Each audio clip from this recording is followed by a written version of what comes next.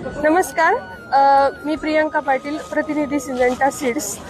इथे आपण कृषी विज्ञान केंद्र बारामती इथे आपण बाहोच्या प्लॉटवर आहोत।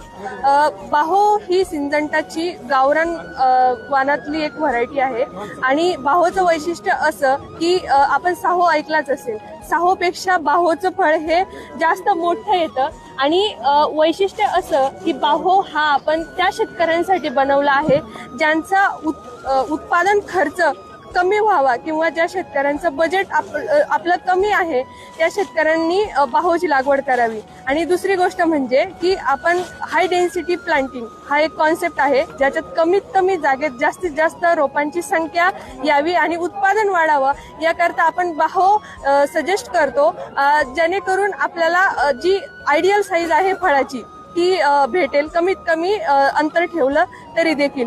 याचा कालावधी आहे आपण सप्टेंबर पासून तर मार्च एंडिंग पर्यंत याची लागवड करू शकता। 65 ते 70 दिवसात आपल्याला हे तोडणीला येतं आणि त्याचबरोबर पानं फळं पोखरणारी अळी, नागअळी, अर्ली ब्लाइट, लेट ब्लाइट किंवा मर होणे अशा कुठल्याही रोगाला किंवा किडीला बाहो हा त्याचा अटॅक होत नाही। आणि सेटिंग तर तुम्ही बघू शकता आणि पंजा बघा पकडलेला आहे, तर प्रत्येक पंजा हा परिपक्व झालेला आहे आणि बाहोचं फळ तर तुम्ही बघू शकता।